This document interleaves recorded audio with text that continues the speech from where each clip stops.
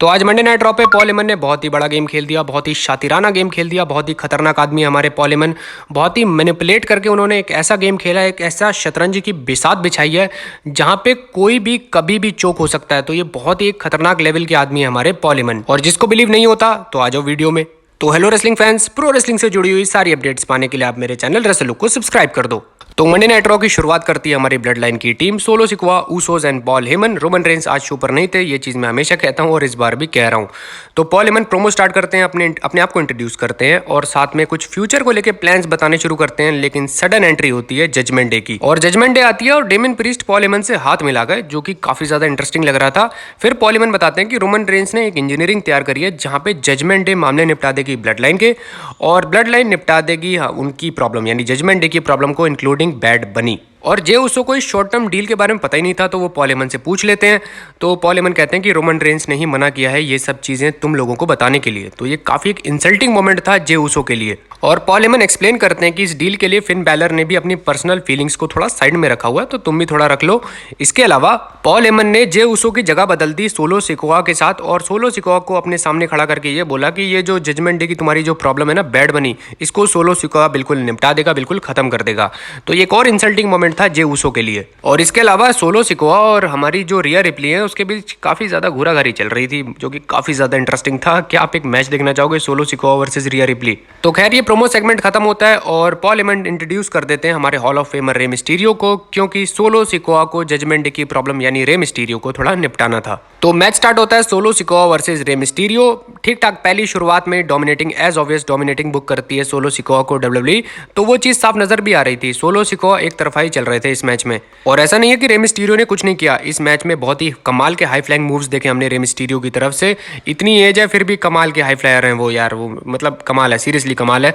लेकिन इस अच्छे मैच में चुल लेने के लिए, पंगा लेने के लिए आ गए हमारे ऊसोस, और ऊसोस ने थोड़ा डिस्ट्रैक्ट करने की कोशिश करी रे मिस्टीरियो को। तो लैटिनो वर्ल्ड ऑर्डर वाले भी आ गए जिन्होंने अटैक कर दिया ब्लड लाइन पे एक बार को। तो लेकिन मोमेंटम फिर भी सोलो सिकोआ के पास रहा, क्योंकि 619 खाने के बावजूद उन्होंने समोन स्पाइक लगा के रे मिस्टीरियो को इस मैच में हरा दिया। और मैच खत्म होने के बाद भी ब्लड लाइन ने अपना अटैक कंटिन्यू रखा एलडब्ल्यूओ पर, रे मिस्टीरियो पर। रे मिस्टीरियो को पड़ता है 1D, जबकि एलडब्ल्यूओ के एक बंदे को पड़ता है समोन स्पाइक। और हमारी हील टीम यानी ब्लड लाइन ने स्टैंड टॉल किया रिंग में, और डील के अकॉर्डिंग ब्लड लाइन अपना काम कर चुकी थी। जजमेंट डे के अपोनेंट को वो निपटा चुके थे। और वैसे भी पहले सेगमेंट में पॉल हेमन की शैतानी शक्तियां, जो ये जो चेस का गेम खेलते हैं ना पॉल हेमन, ये नेक्स्ट लेवल थिंग है। और हम बढ़ते आगे रॉ की तरफ। अगला मैच था बियांका ब्लेयर वर्सेस डिकोटा काय। मैच काफी शानदार था। डिकोटा काय और हमारी बियांका ब्लेयर दोनों की ही परफॉर्मेंस इस मैच में काफी अच्छी थी। और बियांका ब्लेयर की टेक्निकल रेसलिंग बहुत ही कमाल की रहती है। सुप्लेक्स देखी हमने, इसके अलावा कुछ अच्छी डाइव्स देखी हमने डिकोटा काय की तरफ से। लेकिन मोमेंटम था डिकोटा काय के पास, उसे वो लूज कर गई, क्योंकि पहला केओडी नहीं पड़ा था हमारी डिकोटा काय को, लेकिन दूसरा केओडी पड़ गया और पिन कर दिया बियांका ब्लेयर ने डिकोटा काय को, और इस मैच को जीत गई बियांका ब्लेयर। और अब देखना होगा कि परमानेंट, जो एक परमानेंट अपोनेंट मिलता है बियांका ब्लेयर को, वो कौन मिलता है। या डिकोटा काय कंटिन्यू करने वाली है फ्यूड, बिकॉज वो हार चुकी हैं, तो फ्यूड क्या कंटिन्यू करेंगी। और डैमेज कंट्रोल ड्राफ्ट में काफी कुछ चीजें हो सकती हैं डैमेज कंट्रोल के साथ। और जिसके बाद एंट्री होती है हमारे कोडी रोड्स की। रेसलमेनिया के बाद की मंडे नाइट रॉ पे कोडी रोड्स का बहुत बुरा हाल किया था ब्रॉक लेसनर ने, तो आज कोडी रोड्स ब्रॉक लेसनर को इसी के लिए कॉल आउट करते हैं। लेकिन उनकी जगह पे एंट्री होती है एडम पियर्स की, और वो कोडी रोड्स को ये कहते हैं कि तुम मेडिकली क्लियर नहीं हो, इसीलिए मैं तुम्हें ब्रॉक लेसनर के आमने सामने नहीं आने दूंगा। इस पर कोडी रोड्स एग्री हो गए, लेकिन गए और चेयर लेके फिर वापस रिंग में आ गए। तो एडम पियर्स कहते हैं कि चले जाओ तुम यहाँ से, तुम मेडिकली क्लियर नहीं हो। नहीं मानते कोडी रोड्स, तो बुलाना ही पड़ती है सिक्योरिटी एडम पियर्स को, और सिक्योरिटी ने घेर लिया था कोडी रोड्स को। सडनली एंट्री होती है ब्रॉक लेसनर की। मामले को थोड़ा डाउन करने की कोशिश कर रहे थे एडम पियर्स कि तुम भी शांत हो जाओ, ब्रॉक को भी रहने दो, ये सब वगैरह वगैरह। तो एडम पियर्स मैच ऑफिशियल कर देते हैं बैकलैश के लिए, Cody Rhodes versus Brock Lesnar. और कोडी रोड्स से कहते हैं कि तुम ये मामला पोर्टोरिको बैकलैश में ही निपटाना, यहाँ मत निपटाओ। तो बस मामला काफी ज्यादा गर्म हो चुका था, मैच ऑफिशियल हो चुका था, जिसके बाद कोडी रोड्स हो गए एक्टिवेट। और कोडी रोड्स ने पहले बैच के सिक्योरिटी गार्ड्स को तो निपटा दिया रिंग में, उसके बाद वो रिंग के बाहर आ गए, तो दूसरे बैच के सिक्योरिटी गार्ड्स भी आ गए थे, उनको भी निपटाना पड़ा कोडी रोड्स को। फिर तीसरे बैच के भी सिक्योरिटी गार्ड्स आए और उनको भी रिंग में लेके कोडी रोड्स को निपटाना पड़ा। तो बहुत सारे security guard versus Cody Rhodes का पूरा सीन चल रहा था रिंग साइड के बाहर, और ये सारे नज़ारे हमारे ब्रॉक लेसनर रैंप से ले रहे थे। और आज Brock Lesnar black long coat पहन के आए थे और उनकी जो हंसी थी वो ज्यादा विलीनियस लग रही थी, पूरा विलीनियस वाइब आ रही थी उनके साथ। और कोडी रोड्स ने बचे कुचे कार्ड को निपटा दिया रिंग में। तो आज काफी मेहनत करनी पड़ी कोडी रोड्स को, लेकिन ब्रॉक लेसनर उनके हत्थे तो नहीं चढ़े, लेकिन सिक्योरिटी गार्ड्स का तो बहुत ही बुरा हाल कर दिया था कोडी रोड्स ने। लेकिन इस सेगमेंट से एक चीज क्लियर हो गई कि मैच ऑफिशियल हो चुका है ब्रॉक वर्सेस कोडी बैकलैश पोर्टो रिको के लिए, जिसके बाद था अगला match Seth Rollins versus the Miz. और मैच की बात करूं तो मैच ठीक ठाक लेंथ का था और मैच की स्टार्टिंग में मिज ने पीछे से अटैक कर दिया था सेथ रॉलिंस पे, तो वो अपनी हील हरकतों से बाज नहीं आएंगे। खैर मैच की क्वालिटी काफी अच्छी थी, सेथ रॉलिंस को भी अच्छे खासे मूव्स लगाने का मौका मिला, तो मिज को भी अच्छे खासे मूव्स लगाने का मौका मिला। और मिज ने अपना सबमिशन लगाने की भी कोशिश करी इस मैच में, जबकि सेथ रॉलिंस ने अपना स्टॉर्म भी लगाया, लेकिन मिज बाल बाल बच गए। और मिज ने अपना फिनिशर टॉप रोप से लगाने की कोशिश करी, जिसको बदला एक फैल्कन एरो में हमारे सेथ रॉलिंस ने, जिसके बाद पड़ता है स्टॉम्प और बस काम खत्म हो गया मिज का, मैच जीत गए हमारे सेथ रॉलिंस। और ये मैच तो पूरी तरह से पार्ट टाइम था, कोई ऐसा नहीं है कि सेथ रॉलिंस और मिज के बीच तगड़ी फ्यूड चलने वाली है। डब्ल्यूडब्ल्यूई सिंपली टाइम पास कर रही है ड्राफ्ट तक या फिर बैकलैश तक, क्योंकि बैकलैश में सेथ रॉलिंस का मैच तो होने नहीं वाला है।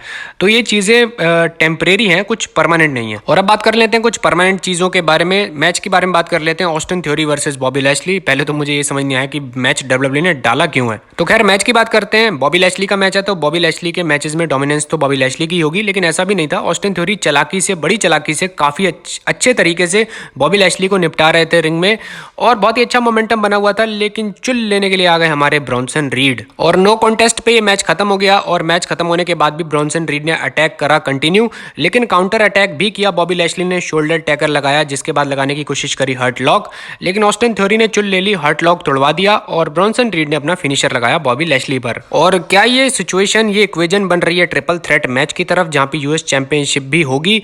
फिलहाल के लिए मुझे नहीं लगता, मुझे लगता है सिंगल मैच की तरफ ही कहानी जा रही है, Bronson read versus Bobby Lashley. अभी मैच कुछ ऑफिशियल नहीं हुआ है, लेकिन कहानी उसी तरफ जा रही है। और जिसके बाद एंट्री होती है ट्रिश स्ट्रैटस की, उनको अपने एक्शन को एक्सप्लेन करना था। बेसिकली उन्होंने बेकी लिंच पे अटैक किया था पिछले हफ्ते। तो जब वो स्टार्ट करती हैं अपना प्रोमो तो बात करती हैं कि मेरे आने से पहले डब्ल्यूडब्ल्यूई में वुमेन्स डिवीजन एक जोक था, जैसी मैं आई काफी कुछ रेवोल्यूशन हुआ, मैंने काफी कुछ किया, मेन इवेंट किया मंडे नाइट रॉ को, और उस टाइम कोई भी फीमेल कभी भी मंडे नाइट रॉ को मेन इवेंट नहीं कर पाई थी, तो मैंने लाया वो रेवोल्यूशन जिसे हम कहते हैं कि वुमेन्स रेवोल्यूशन। लेकिन बेकी लिंच ये क्लेम करती हैं कि वो लाई थी रेवोल्यूशन, वुमेन्स रेवोल्यूशन। जिसके बाद ट्रिश स्ट्रैटस ये भी कहती हैं इसीलिए मैं बेकी लिंच के क्लोज आई, मैंने अटैक किया लीटा पे ताकि मैं मैच में आ पाऊं, जिसके बाद उन्होंने मैच हरवा दिया बेकी लिंच को। और अब बेकी लिंच मेरी फ्रेंड नहीं है और बेकी लिंच को मैं हिस्ट्री तो नहीं लिखने दूंगी। और अब मोस्ट इंपॉर्टेंट वुमेन जो होगी डब्ल्यूडब्ल्यूई में वो होगी ट्रिश स्ट्रैटस। तो ये बेसिकली पूरा प्रोमो था ट्रिश स्ट्रैटस का और काफी ज्यादा जहरीले वर्ड्स यूज किए बेकी लिंच के लिए ट्रिश स्ट्रैटस ने। आगे देखना पड़ेगा कि क्या होता है इसमें। और जिसके बाद एंट्री होती है हमारी वुमेन्स टैग टीम चैंपियंस की, क्योंकि उनको बैठना था रिंग साइड के बाहर, क्योंकि उनके सामने होने वाला था एक मैच। और मैच था चेल्सिया ग्रीन और सोनिया डेविल वर्सेस मशीन और कैंडिस लेरे। सोनिया डेविल और चेल्सिया ग्रीन को सामना करना है स्मैकडाउन में हमारी चैंपियंस का, तो मैच हारने का तो कोई सवाल पैदा होता ही नहीं था। और बड़ी आसानी से जीत भी गई हमारी सोनिया डेविल और चेल्सिया ग्रीन की टीम इस मैच को। और मैच खत्म होने के बाद चैलेंजर्स और चैंपियंस आ जाते हैं आमने सामने। चेल्सिया ग्रीन ने एक ड्रिंक गिरा दी हमारे लिव मॉर्गन के ऊपर और गर्मा गर्मी थोड़ी बढ़ जाती है, फेस टू फेस आ जाते हैं। बस यही था पूरा सेगमेंट। और जिसके बाद था main event Judgment Day versus Matt Riddle, Kevin Owens और सैमी ज़ेन और फिन बैलर ने इस मैच को स्टार्ट किया था, लेकिन तुरंत ही टैग ले ली थी हमारे डेमिन प्रीस्ट और केविन ओवेंस ने, जिनके बीच एनकाउंटर थोड़ा बहुत स्टार्ट होता है स्टार्टिंग में। और इसके अलावा स्टार्टिंग में रिया रिप्ली ने इस मैच में चुल भी ले ली थी, जिसका उनको नुकसान हुआ। बाद में जब उन्होंने फिर से चुल ली तो रेफरी ने उन्हें इजेक्ट कर दिया रिंग साइड से। और इसके अलावा ये मैच रिंग साइड पे भी गया, बहुत सारे अच्छे मूव्स देखे हमने मैट रिडल की तरफ से, हमारे फिन बैलर की तरफ से स्ट्रॉन्ग बुकिंग मिलती है डेमिन प्रीस्ट को, तो वो भी नजर आ रही थी।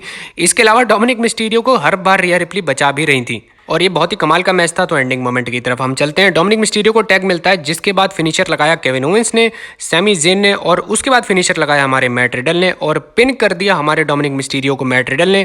और इस मैच को जीत गई हमारी फेस टीम। और मैच खत्म होने के बाद ऊसोस और सोलो सिकोआ भी आ जाते हैं, जिन्होंने अटैक कर दिया मैट रिडल, सैमी ज़ेन और केविन ओवेंस पे। और LWO वाले भी आ गए जो जजमेंट डे के साथ उलझ गए। तो हर तरफ चारों तरफ बस ब्रॉल ही ब्रॉल चल रही थी, लोग एक दूसरे को मार रहे थे, कोई कहाँ मार रहा था, कोई क्या मार रहा था, बस ये पूरा सीन चल रहा था हमारी रॉक के एंडिंग में। और यहां से रॉ चली गई ऑफ एयर। तो बहुत ही एक तूफानी एंडिंग करी डब्ल्यूडब्ल्यूई ने मंडे नाइट रॉ की। और वैसे डील फेल हो गई क्योंकि जजमेंट डे हरा नहीं पाई केविन ओवेंस, सैमी ज़ेन और मैट रिडल को। तो अब ये डील का आगे क्या होता है ये भी हमें देखना पड़ेगा। लेकिन ओवरऑल शो काफी शानदार था। ब्रॉक लेसनर का सेगमेंट भी बहुत शानदार था, भले वो फिजिकल नहीं हुए लेकिन सेगमेंट बहुत शानदार था। तो इसी नोट के साथ करते हैं वीडियो को समाप्त। ये थी मेरी आज की वीडियो। प्लीज चैनल को सब्सक्राइब कर दो, लाइक कर दो और कर दो शेयर।